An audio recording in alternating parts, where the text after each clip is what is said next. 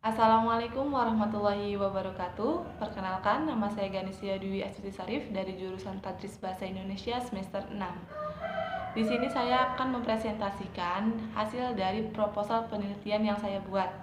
Nah, judul yang saya ambil yaitu Campur Kode dan Alih Kode Percakapan Remaja di Desa Sindang Jawa. Hal yang melatar belakangi saya mengambil judul seperti itu karena setiap manusia tentu mempunyai rasa ingin tahu yang tinggi terhadap permasalahan yang sedang terjadi atau yang ada di sekitarnya. Biasanya bahasa digunakan sebagai alat untuk berkomunikasi karena bahasa sendiri juga mempunyai peranan penting dalam kehidupan sehari-hari. Saat seseorang menguasai banyak bahasa, maka seseorang dapat berinteraksi dengan banyak orang dan seseorang tersebut juga akan mendapatkan informasi dan ilmu pengetahuan. Pada umumnya, seseorang mampu menguasai dua bahasa karena saat berkomunikasi, seseorang tentu tidak hanya menggunakan satu bahasa saja. Penggunaan dua bahasa tersebut yang disebut dengan kedwibahasaan. Biasanya bahasa yang sering digunakan yaitu bahasa ibu sebagai bahasa utama dan bahasa Indonesia digunakan menjadi bahasa yang kedua. Bahkan tidak jarang juga seseorang dapat menguasai bahasa Inggris, bahasa Jerman, bahasa Korea, dan bahasa yang lainnya. Dalam kehidupan masyarakat tentu sering terjadi fenomena bahasa. Salah satu fenomena bahasa yang sering terjadi yaitu peristiwa tindak tutur, di mana tindak tutur ini sebuah kegiatan untuk berkomunikasi saat menyampaikan informasi kepada mitra tuturnya yang bertujuan untuk menyampaikan tujuan tertentu. Dalam penelitian ini saya mengambil fenomena bahasa yang berkaitan dengan alih kode dan campur kode. Biasanya terjadi saat peristiwa peralihan bahasa oleh hubungan penutur kepada mitra tutur dan kehadiran orang ketiga. Alih kode dan campur kode mempunyai peranan yang sangat penting dalam kehidupan masyarakat karena berhubungan dengan pemakaian variasi bahasa seseorang maupun kelompok masyarakat, khususnya di Desa Sindang Jawa, di mana desa ini mempunyai dua bahasa daerah yaitu bahasa Sunda dan bahasa Jawa. Sering terjadi saat dua remaja sedang melakukan percakapan dengan menggunakan bahasa Sunda, kemudian datang satu teman lagi yang biasanya menggunakan bahasa Jawa. Dua orang tersebut langsung beralih bahasa ke dalam bahasa Indonesia. Kenapa bahasa Indonesia? Karena bahasa Indonesia merupakan bahasa kedua yang mereka pilih. Berdasarkan pemaparan yang sudah saya sampaikan, saya akan melakukan penelitian yang berkaitan dengan alih kode dan campur kode pada percakapan remaja di Desa Sindang Jawa. Kemudian ingin mencari tahu apa faktor yang menyebabkan terjadinya peristiwa alih kode dan campur kode. Rumusan masalah yang saya buat ada dua, yaitu yang pertama, bagaimana bentuk alih kode dan campur kode yang terjadi pada percakapan remaja di Desa Sindang Jawa. Kemudian yang kedua, apa saja faktor-faktor yang menyebabkan terjadinya peristiwa alih kode dan campur kode pada percakapan remaja di Desa Sindang Jawa. Selanjutnya ada tujuan penelitian. Yang pertama ada mendeskripsikan bentuk alih kode dan campur kode pada percakapan remaja di Desa Sindang Jawa. Dan yang kedua mendeskripsikan faktor-faktor apa saja yang menjadi penyebab dari terjadinya alih kode dan campur kode pada percakapan di Desa Sindang Jawa. Kemudian selanjutnya ada manfaat penelitian.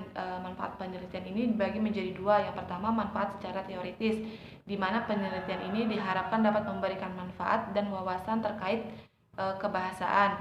Yang kedua, penelitian ini juga diharapkan dapat mendalami pengembangan kajian dalam bidang sosiolinguistik. Kemudian yang kedua ada manfaat praktis. Manfaat praktis ini dibagi menjadi tiga, yaitu yang pertama bagi masyarakat umum, di mana penelitian ini diharapkan dapat memberikan gambaran mengenai ragam bahasa yang digunakan saat berinteraksi yang dilakukan oleh remaja di Desa Sindang Jawa. Kemudian masyarakat juga diharapkan dapat mengetahui lebih dalam mengenai fenomena kebahasaan, khususnya alih kode dan campur kode yang terjadi di Desa Sindang Jawa, dan masyarakat dapat menggunakan variasi bahasa dengan baik dan benar. Manfaat praktis yang kedua yaitu bagi mahasiswa, di mana penelitian ini diharapkan dapat menambah wawasan bagi mahasiswa dalam program studi Bahasa Indonesia tentang kajian sosiolinguistik, khususnya fenomena dalam alih kode dan campur kode.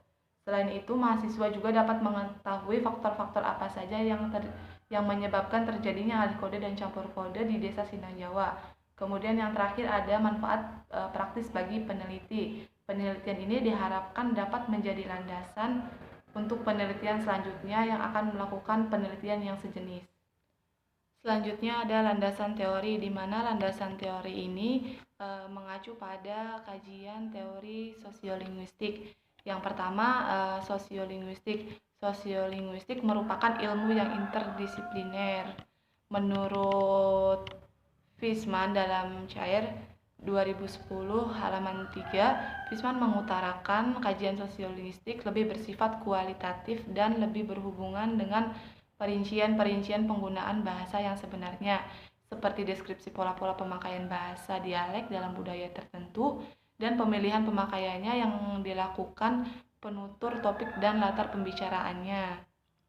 Kemudian sosiolinguistik sebagai cabang linguistik memandang atau menempatkan kedudukan bahasa dalam hubungannya dengan pemakaian bahasa di dalam masyarakat. Karena dalam kehidupan bermasyarakat manusia tidak lagi sebagai individu akan tetapi sebagai masyarakat sosial. Menurut Wijaya dan Romadi tahun 2013 halaman 7. Menurut Sumarsono tahun 2011 halaman 45 mengatakan bahwa sosiolinguistik terbagi menjadi dua kata. Yang pertama sosio yang berarti masyarakat dan yang kedua linguistik yang berarti kajian bahasa. Jadi sosiolinguistik merupakan kajian tentang bahasa yang berkaitan dengan kondisi masyarakat. Nilai sosiolinguistik ada pada sebuah penjelasan yang diberikan terhadap hakikat bahasa. Sifat dari sosiolinguistik sebagian empiris dan sebagian lagi teoritis, di mana sebagiannya merupakan masalah kegiatan mencari dan mengumpulkan fakta, kemudian sebagiannya lagi merupakan masalah kegiatan untuk berpikir. Selanjutnya ada bilingualisme, di mana bilingualisme ini dalam bahasa Indonesia disebut juga dengan kedwibahasaan, yaitu merupakan dua bahasa atau dua kode bahasa. Kedwibahasaan atau bilingualisme yaitu penggunaan dua bahasa dalam berkomunikasi yang digunakan secara bergantian. Secara sosiolinguistik, bilingualisme diartikan sebagai penggunaan dua bahasa oleh seorang penutur dalam pergaulannya dengan orang lain secara bergantian. Menurut Abdul Cair dan Agustin tahun 2004 halaman 56 mengemukakan bahwa bilingualisme atau kedwibahasaan berkenaan dengan pemakaian dua bahasa oleh seorang penutur dalam aktivitas sehari-hari. Menggunakan dua bahasa tentunya seseorang harus menguasai kedua bahasa tersebut. Pertama, bahasa ibu atau bahasa pertamanya yang disebut dengan B1 dan bahasa kedua adalah bahasa lain yang menjadi bahasa keduanya, contohnya bahasa Indonesia menjadi bahasa kedua. Menurut Mackey dalam Al-Wasilah tahun 1993 halaman 108 sampai 114 menjelaskan ada 4 aspek untuk mengetahui batasan-batasan kedwibahasaan. Yang pertama ada degree, di mana degree merupakan tingkat kemampuan berbahasa. Kemampuan berbahasa akan nampak dalam 4 keterampilan. Yang pertama, menyimak, membaca, berbicara, dan menulis. Keempat keterampilan itu mencakup level-level fonologi atau grafik, gramatik, leksis, semantik, dan statistik. Yang kedua ada function atau fungsi, di mana tingkat kefasihan berbahasa bergantung pada fungsi atau pemakaian bahasa itu. Dapat dikatakan bahwa semakin sering bahasa digunakan, maka semakin fasih penuturnya. Yang ketiga ada alternation. Alternation ini atau pergantian antara bahasa. Pergantian antara bahasa ini bergantung pada kefasihan dan juga fungsi eksternal dan internal. Dalam kondisi tertentu, apakah penutur berganti bahasa? Ada 3 hal yang mempengaruhi kondisi pergantian bahasa yang terjadi, yaitu topik pembicaraan, orang yang terlibat, dan ketegangan. Yang terakhir ada interferensi. Interferensi yaitu kekeliruan yang disebabkan terbawanya kebiasaan-kebiasaan ujaran bahasa atau dialek ibu ke dalam bahasa atau dialek kedua. Menurut Hartman dan Strock dalam Al-Wasilah tahun 1993 halaman 114. Jadi yang dimaksud dengan bilingualisme yaitu kemampuan penutur menggunakan dua bahasa dalam berkomunikasi secara bergantian. Rida Laksana tahun 2001, alih kode merupakan penggunaan variasi bahasa untuk menyesuaikan diri dengan peran atau situasi lain karena adanya partisipan yang lainnya. Alih kode membahas tentang peristiwa peralihan dari kode yang satu ke kode yang lain saat penutur menggunakan bahasa atau kode pertama, misalnya bahasa Sunda, kemudian beralih menggunakan kode kedua atau bahasa kedua, yaitu bahasa Indonesia. Peristiwa seperti itulah yang disebut alih kode menurut Suwito tahun 1985 halaman 68. Beberapa faktor yang menyebabkan alih kode: yang pertama penutur, yang kedua mitra tutur, yang ketiga hadirnya penutur ketiga, dan yang keempat pokok pembicaraan. Fungsi alih kode adalah beban makna suatu bahasa, penggunaan bahasa untuk tujuan tertentu menurut Harimurti Kridalaksana tahun 2008. Kemudian Suwito mencantumkan bahwa alih kode masing-masing bahasa mendukung fungsi tersendiri secara eksklusif, dan peralihan kode terjadi apabila penutur merasa bahwa situasi relevan dengan situasi kodenya.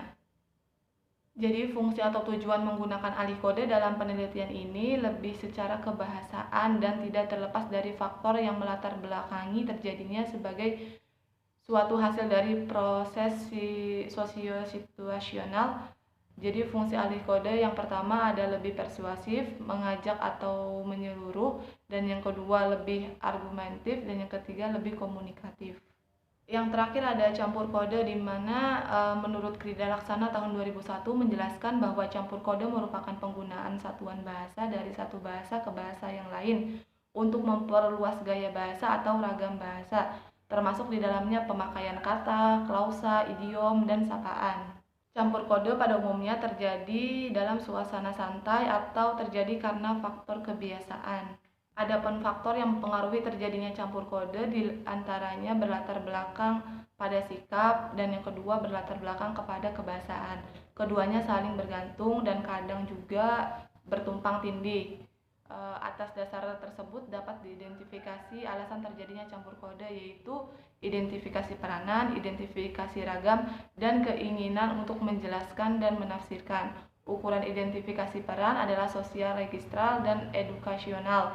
Kemudian identifikasi ragam ditentukan oleh bahasa, di mana seseorang penutur melakukan campur kode yang akan menempatkan dia di dalam hierarki status sosialnya. Kemudian keinginan untuk menjelaskan atau menafsirkan tampak karena campur kode juga memadai sikap dan hubungan terhadap orang lain dan sikap hubungan orang lain terhadapnya. Adapun unsur-unsur yang terlibat di dalam campur kode: yang pertama unsur yang berwujud kata yang disisipkan, kemudian yang kedua frasa yang disisipkan, yang ketiga bentuk baster yang disisipkan, yang keempat ada perulangan kata yang disisipkan, yang kelima ungkapan atau idiom yang disisipkan, dan yang terakhir klausa yang disisipkan. Selanjutnya ada faktor penyebab campur kode.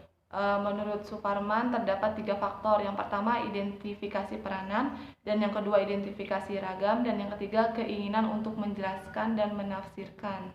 Penelitian relevan dalam penelitian ini terdapat 7 penelitian. Yang pertama penelitian pertama yang berjudul Campur Kode dan Alih Kode Tuturan dalam Perdagangan di Pasar Klewer Surakarta, yang ditulis oleh Wijaya tahun 2016.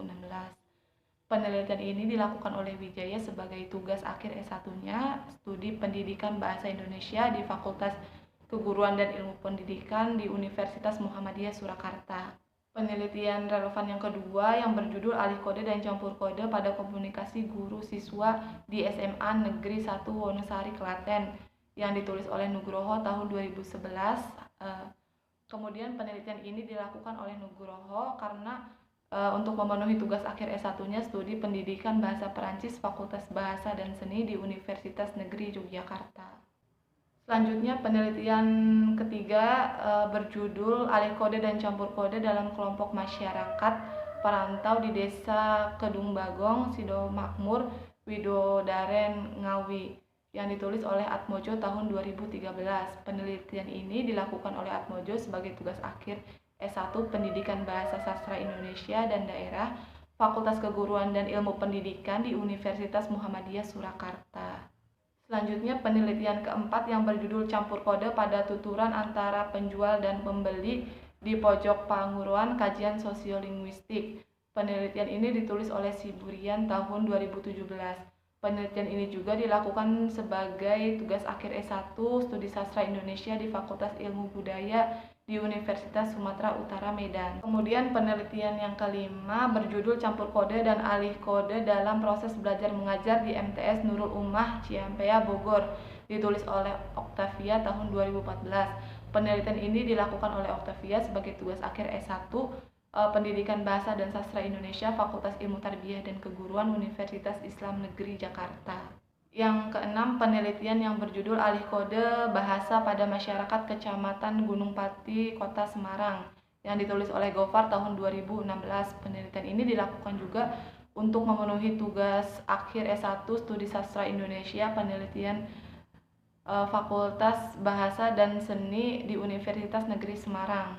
Kemudian penelitian relevan yang ketujuh yang berjudul Alih Kode dan Campur Kode pada Masyarakat Bilingualisme di Desa Bonea Timur, Kabupaten Kepulauan Selayar, yang ditulis oleh Asmiati tahun 2019. Penelitian ini dilakukan oleh Asmiati sebagai tugas akhir S1 Pendidikan Bahasa dan Sastra Indonesia Fakultas Keguruan dan Ilmu Pendidikan di Universitas Muhammadiyah Makassar. Kemudian kerangka berpikir yang pertama alih kode dan campur kode pada percakapan remaja di Desa Sinan Jawa, kemudian dicari sosiolinguistik, kemudian mempunyai cabang lagi alih kode dan campur kode.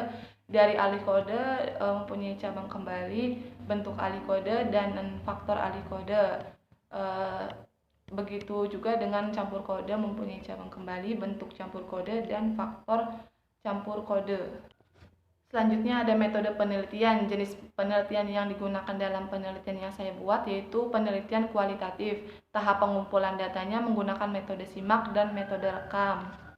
Kemudian teknik lanjutan yang digunakan adalah teknik simak bebas libat cakap, di mana peneliti hanya berperan sebagai pengamat penggunaan bahasa dari informannya. Kemudian juga peneliti tidak terlibat dalam peristiwa penuturan yang bahasanya sedang diteliti, menurut Masun tahun 2012 halaman 92.